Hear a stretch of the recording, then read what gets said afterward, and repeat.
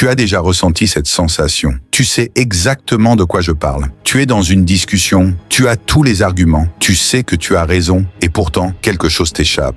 L'autre parle plus fort, plus vite, plus sûr de lui et à la fin, tu perds quand même, pas sur le fond, mais sur la forme. Et dans le monde réel, c'est la forme qui gagne. Un argument n'est pas une recherche de vérité. C'est un théâtre de pouvoir. Et dans ce théâtre, il n'y a pas de vérité objective. Seulement des perceptions, des impressions, des dynamiques. Et celui qui maîtrise ces dynamiques ne perd jamais, même quand il a tort, même quand il ne sait rien. Alors aujourd'hui, tu vas apprendre à répondre, pas à crier, pas à t'énerver, pas à supplier, mais à répondre comme quelqu'un qui a déjà gagné avant même d'ouvrir la bouche. Alors sans perdre de temps, commençons.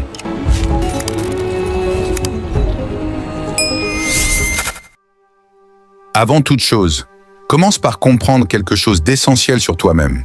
La raison pour laquelle tu perds des arguments que tu aurais dû gagner n'est pas un manque d'intelligence. C'est une erreur de cadre. Tu rentres dans le jeu de l'autre. Quelqu'un t'attaque et tu te défends. Quelqu'un te critique et tu t'expliques. Quelqu'un te remet en question et tu te justifies.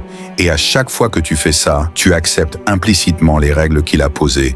Tu joues sur son terrain, dans sa grammaire, avec ses catégories. Et sur son terrain, il a toujours un avantage sur toi, parce que c'est lui qui a choisi le sol sur lequel vous vous battez. La première chose que font les gens puissants quand ils sont attaqués verbalement, c'est refuser de répondre sur le terrain choisi par l'adversaire. Ils ne défendent pas, ils redéfinissent. Ils ne réfutent pas, ils repositionnent. Et c'est ici que commence la véritable maîtrise. Imagine que quelqu'un te dise, en public ou en privé, dans une réunion ou dans une discussion informelle, tu parles toujours sans vraiment connaître le sujet. Observe ce qui se passe dans la tête de la plupart des gens à ce moment. Ils paniquent, ils cherchent des exemples pour prouver qu'ils connaissent. Ils s'agitent, ils veulent réfuter. Et en faisant tout ça, ils ont déjà perdu, parce qu'ils ont accepté la prémisse. Ils ont accepté l'idée qu'il fallait se défendre, qu'il fallait prouver quelque chose, qu'ils étaient en position d'accusé. Et dès que tu es en position d'accusé, la dynamique de pouvoir t'échappe. La première réponse que tu dois intégrer profondément, c'est ce que j'appelle le retournement calme. Et voici comment il fonctionne. Quand quelqu'un t'attaque avec une généralisation, une critique ou une accusation, tu ne la réfutes pas. Tu la reprends, tu la retournes. Tu demandes avec une voix absolument calme, presque froide. Intéressant. Sur quelle base spécifique tu fais cette observation? Et tu t'arrêtes. Tu attends. Tu ne remplis pas le silence. Tu laisses la pression s'installer de l'autre côté. Parce que la plupart des attaques verbales sont des émotions mal déguisées en arguments. Et quand tu demandes une base spécifique, tu forces l'autre à construire ce qu'il n'a souvent pas. Il a attaqué par émotion. Il doit maintenant construire une logique. Et en cherchant cette logique devant toi, il se démontre lui-même à quel point son attaque était vide. Ce qui se passe psychologiquement est précis et prévisible. L'adversaire attendait une défense. Il avait préparé une contre-attaque à ta défense. Mais là, tu ne t'es pas défendu. Tu as demandé des comptes. Et cette inversion crée une micro-panique dans son système. Il ne sait plus où aller. Et pendant qu'il cherche, tu restes là, calme, immobile, avec la légère impression d'un sourire intérieur que tu n'as même pas besoin de montrer. Mais il y a plus subtil encore. Et c'est là que les choses deviennent vraiment dangereuses pour ceux qui te sous-estiment. La deuxième réponse vient des stoïciens, une technique qu'ils appelaient la distinction. Marc Aurèle l'utilisait, Épictète la maîtrisait. Et dans une conversation moderne, elle ressemble à ceci. Quelqu'un mélange deux choses différentes dans son argument pour te coincer. Il confond la forme et le fond. Il confond l'intention et le résultat.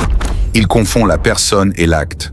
Et cette confusion, souvent inconsciente, lui donne une fausse impression de logique. Ta réponse, dans ce cas, n'est pas de réfuter l'ensemble. C'est de séparer chirurgicalement les deux éléments mélangés.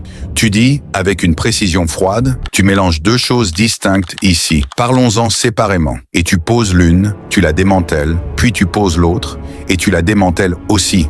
Ce faisant, tu ne te bats pas contre un argument, tu te bats contre une illusion. Et en la dissolvant pièce par pièce, tu révèles à tous ceux qui regardent la fragilité de ce qui semblait solide. L'effet sur l'adversaire est dévastateur, non pas parce que tu cries, mais parce que tu montres. Tu montres publiquement la structure interne de son raisonnement. Et cette structure, une fois exposée, ne peut plus être cachée. Les gens présents le voient, l'adversaire le ressent, et même s'il essaie de continuer, quelque chose dans la pièce a changé. Le rapport de force s'est déplacé en ta faveur, silencieusement, irrévocablement. Maintenant, parlons de ce qui arrive quand l'attaque ne vient pas sous forme d'argument, mais sous forme de mépris.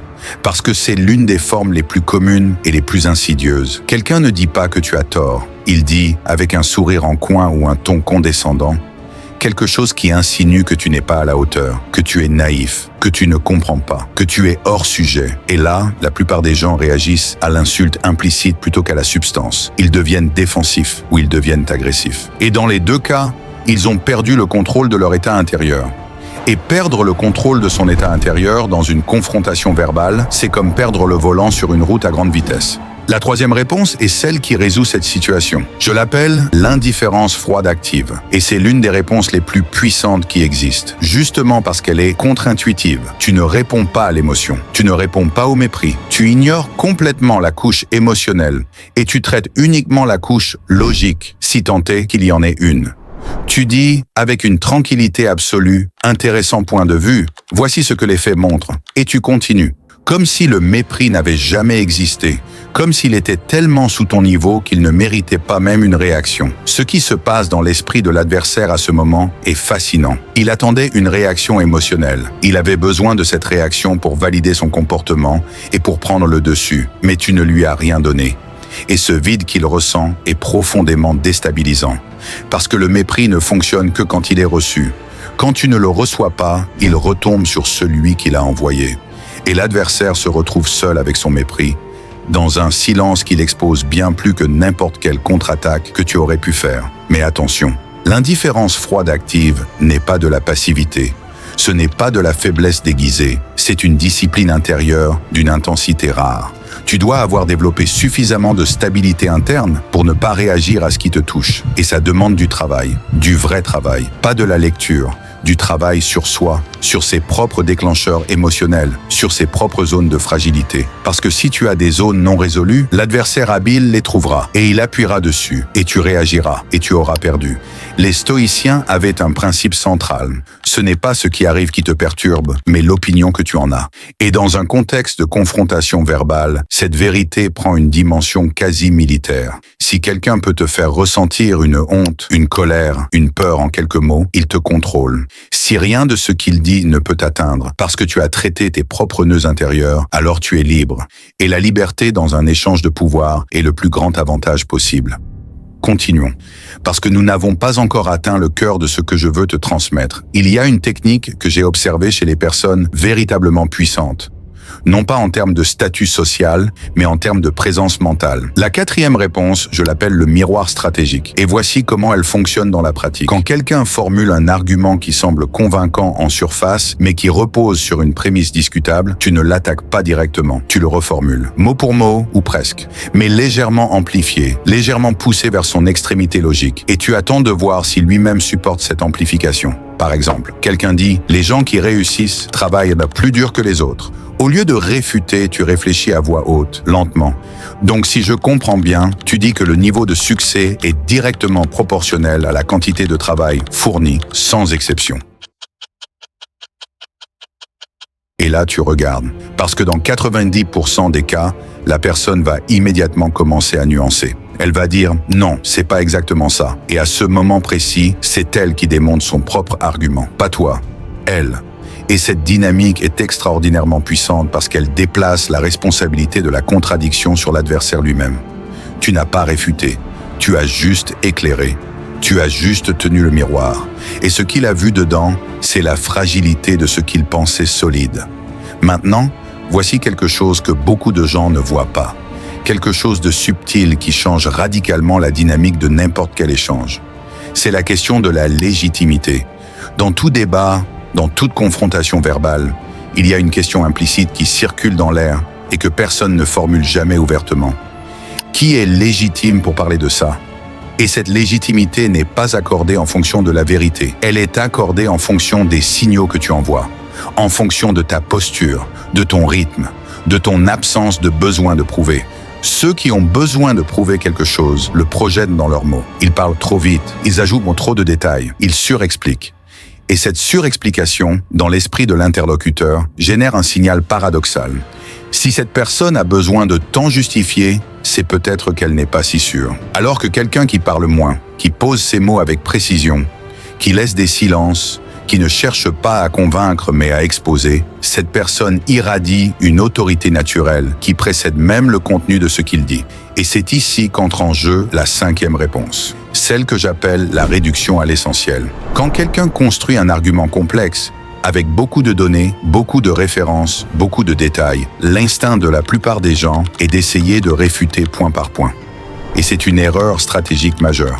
Parce que quand tu réfutes point par point, tu acceptes implicitement que chaque point mérite une réponse. Tu acceptes la structure de l'adversaire. Et cette structure est conçue pour t'épuiser, pour te faire paraître confus, pour te faire paraître réactif. La réponse stratégique, elle, consiste à ignorer tous les détails et à attaquer la prémisse centrale, à trouver le fondement sur lequel tout repose et à poser une seule question, simple et précise, qui fait s'effondrer tout l'édifice. Parce qu'un argument, aussi sophistiqué soit-il, repose toujours sur une ou deux prémices fondamentales. Et si ces prémices sont fausses ou insuffisamment démontrées, tout ce qui est construit dessus tombe. Peu importe la beauté de la construction, peu importe la quantité d'informations accumulées, le fondement a cédé, le reste suit. Tu vois ce qui se passe quand tu utilises cette technique? Tu ne t'épuises pas, tu ne te disperses pas, tu frappes une seule fois, au bon endroit. Et l'adversaire se retrouve à devoir reconstruire depuis le début. Ce qui souvent, dans une conversation en temps réel, est impossible. Et ce que les gens autour voient, c'est quelqu'un qui a démoli une argumentation complexe avec une seule question. Ce n'est pas de la chance, c'est de la précision, c'est de la stratégie. Il y a une vérité sur le pouvoir que Machiavel a formulée avec une clarté froide et définitive. Les hommes t'oublient plus vite si tu leur fais un bien que si tu leur fais un mal. Et dans le contexte d'une confrontation verbale, cette vérité prend une forme précise. Ce dont les gens se souviennent dans un débat, ce n'est pas la logique, c'est l'émotion.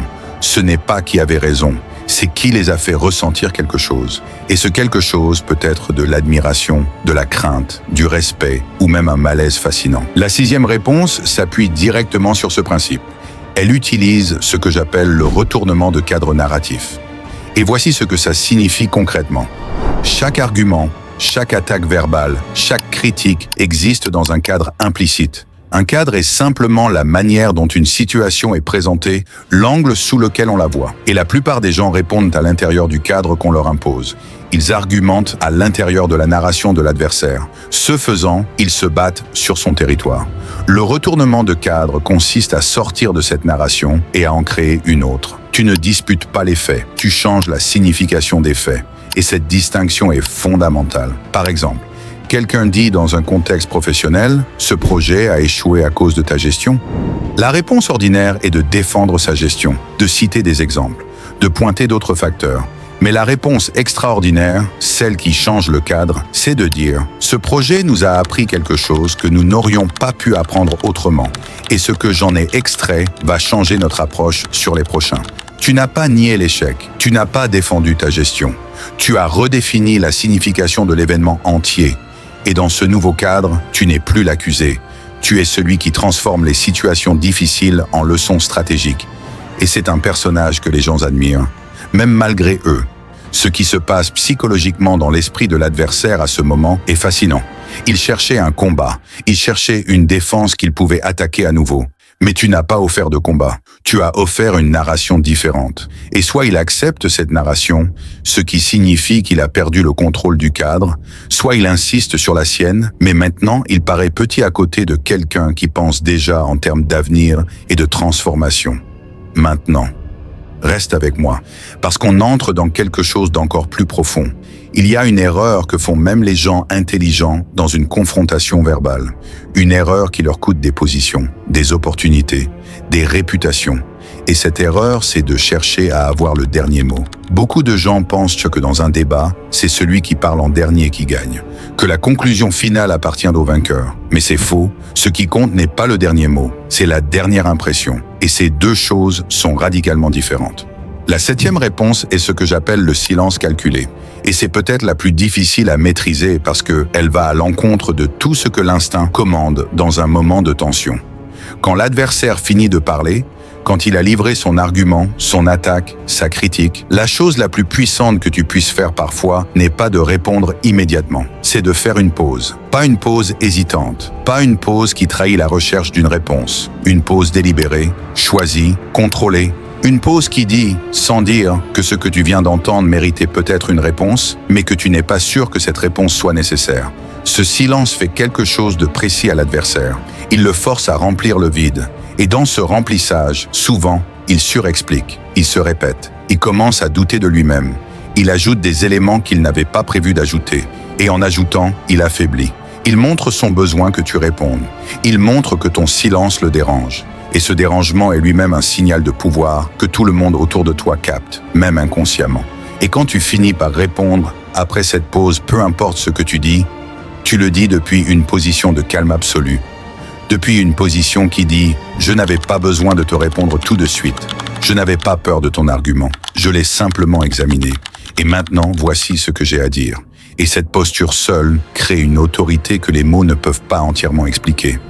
Machiavel parlait de la nécessité de savoir être à la fois le lion et le renard. Le lion pour effrayer les loups, le renard pour reconnaître les pièges. Et dans une confrontation verbale, la plupart des gens ne sont ni l'un ni l'autre. Ils sont des proies qui courent dans les deux directions. Ils essaient d'être forts et finissent par paraître paniqués. Ils essaient d'être subtils et finissent par paraître confus. Parce qu'ils n'ont pas de principe directeur, pas de boussole interne claire. La boussole interne, dans le contexte de ce que je t'enseigne ici, c'est ceci. Ton objectif dans une confrontation verbale n'est jamais de convaincre l'adversaire. Ton objectif est de déplacer la perception de ceux qui observent. Et si tu es seul avec l'adversaire, ton objectif est de déplacer la perception que lui-même construit de toi dans son esprit. Ces deux objectifs, et non l'idée naïve de faire changer d'avis quelqu'un qui ne veut pas changer d'avis, ce sont eux qui doivent guider chaque réponse, chaque silence, chaque regard. Et cela nous amène à une 8e réponse, celle que je n'avais pas prévu de partager, la plus redoutable de toutes, celle que j'appelle l'accord apparent avec inversion. Voici comment elle fonctionne. Quand quelqu'un t'attaque avec un argument qui semble difficile à réfuter directement, au lieu de t'y opposer, tu commences par l'accepter, partiellement, superficiellement. Tu dis quelque chose comme « Tu as raison sur ce point » et tu laisses l'adversaire savourer cette concession pendant une seconde, parce qu'il a besoin de ce moment de victoire. Il a besoin de sentir qu'il a marqué un point. Et tu lui donnes, délibérément, stratégiquement, parce que cette concession n'est pas une défaite, c'est un préambule, c'est la préparation de quelque chose de bien plus dévastateur pour sa position. Après cette concession, tu ajoutes « Et justement parce que tu as raison sur ce point, voilà ce que ça implique logiquement. » Et là, tu retournes son argument. Tu utilises sa propre logique pour démontrer quelque chose qu'il n'avait pas vu venir. Quelque chose qui soit contredit sa conclusion initiale, soit la pousse vers une direction qu'il n'avait pas choisie et qu'il expose davantage. Tu n'as pas dit qu'il avait tort. Tu as dit qu'il n'avait pas suivi sa propre logique jusqu'au bout. Et c'est encore plus dévastateur que d'avoir tort, parce que ça implique qu'il n'a pas réfléchi suffisamment loin, que tu as vu plus loin que lui avec ses propres outils. Cette technique est particulièrement efficace dans des contextes où l'atmosphère est tendue et où une opposition frontale créerait une résistance accrue. Parce que quand tu commences par concéder, tu désarmes. Tu baisses les défenses de l'adversaire. Il pense avoir gagné. Et c'est exactement dans cet état de relâchement que tu frappes. Pas violemment, chirurgicalement, avec la précision de quelqu'un qui a planifié plusieurs coups à l'avance. L'ensemble de ces réponses, prises séparément, sont des outils. Mais ce qui les rend véritablement puissants, c'est leur combinaison. Parce qu'un adversaire habile peut s'adapter à une seule technique. Mais quand tu passes fluidement du retournement calme au silence calculé, du miroir stratégique à l'accord apparent avec inversion, tu crées une imprévisibilité contrôlée. Et l'imprévisibilité contrôlée est l'une des caractéristiques les plus déstabilisantes qu'une personne peut projeter dans une interaction sociale. Il y a un concept en psychologie sociale qu'on appelle la réactance. C'est le mécanisme par lequel une personne, quand elle sent que sa liberté de penser est contrainte, réagit en s'opposant encore plus fortement à ceux qui tentent de la contraindre. C'est pourquoi convaincre quelqu'un directement, avec force et insistance, produit souvent l'effet inverse. C'est pourquoi les gens qui essaient trop fort de persuader créent de la résistance. Et comprendre ce mécanisme te donne un avantage immense, parce que tu ne cherches jamais à forcer. Tu guides, Tu crées des conditions dans lesquelles l'adversaire arrive lui-même aux conclusions que tu voulais qu'il atteigne. Et cette auto-conviction est infiniment plus durable et infiniment plus puissante que n'importe quelle conviction forcée de l'extérieur. Voilà la différence entre un combattant et un stratège. Un combattant force, un stratège crée les conditions. Un combattant dépense son énergie à vaincre les obstacles. Un stratège repositionne les obstacles pour qu'ils deviennent des avantages. Et dans le domaine de la confrontation verbale, cette distinction fait toute la différence entre quelqu'un que les gens craignent à court terme et quelqu'un que les gens respectent à long terme. Et c'est le respect à long terme, construit par la cohérence de ta maîtrise, qui crée une réputation impossible à attaquer. Il y a un moment dans la trajectoire de toute personne qui commence à maîtriser ces techniques où quelque chose de fondamental se transforme. Au début, tu les appliques consciemment. Tu te souviens de la technique dans le feu de l'action. Tu fais un effort pour ne pas réagir émotionnellement. Tu te rappelles de poser la question plutôt que de défendre. Et il y a une phase de légère maladresse, une phase où tu as l'impression d'être un acteur qui ne connaît pas encore tout à fait son texte. C'est normal, c'est inévitable, c'est même nécessaire. Mais avec le temps, avec la pratique, avec l'exposition répétée à des situations de tension verbale dans lesquelles tu choisis délibérément d'appliquer ces principes plutôt que de réagir par instinct, quelque chose se réorganise dans ta façon d'être. Ces réponses cessent d'être des techniques. Elles deviennent une façon d'être, une posture naturelle, une présence qui précède les mots. Et c'est là que tu atteins un niveau que la plupart des gens ne comprennent même pas parce qu'ils n'ont jamais travaillé pour y parvenir. À ce niveau, tu n'as même plus besoin de parler pour exercer une influence. Ta présence dans une pièce change la dynamique. Ta façon de regarder quelqu'un, de t'installer dans ton silence, de prendre le temps que tu veux avant de répondre, tout cela communique quelque chose de difficile à nommer mais d'impossible à ignorer. Et les gens qui te croisent, même ceux qui ne t'apprécient pas, même ceux qui voudraient te dominer, ressentent quelque chose qui ressemble à une prudence instinctive, une hésitation avant de t'attaquer, un calcul inconscient que la confrontation avec toi n'est pas simple, que tu n'es pas une cible facile, que tu as quelque chose qu'ils n'arrivent pas tout à fait à définir, mais qu'ils préfèrent ne pas affronter directement. C'est la réputation silencieuse, et elle est plus précieuse que n'importe quel titre, n'importe quel statut, n'importe quelle richesse affichée, parce qu'elle ne peut pas être volée, parce qu'elle ne peut pas être démentie, parce qu'elle se construit dans les esprits des autres à travers chaque interaction, chaque échange, chaque moment où tu aurais pu perdre le contrôle et où tu ne l'as pas perdu. Voici ce que je veux que tu comprennes avant de partir. Ces techniques ne sont pas là pour faire de toi quelqu'un de froid, de distant, d'inhumain. Elles ne sont pas là pour que tu traites les autres comme des adversaires dans chaque interaction. Elles sont là pour que tu aies le choix. La plupart des gens n'ont pas le choix dans une confrontation verbale. Ils réagissent par instinct, ils réagissent par peur, ils réagissent par besoin de validation.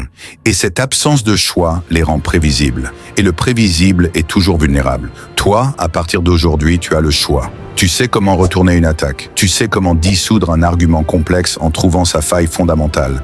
Tu sais comment tenir un miroir devant quelqu'un pour qu'il voie lui-même la fragilité de sa position. Tu sais comment utiliser le silence comme une arme de précision. Tu sais comment accorder une concession apparente pour préparer un retournement imparable. Tu sais comment changer le cadre d'une narration entière en quelques mots.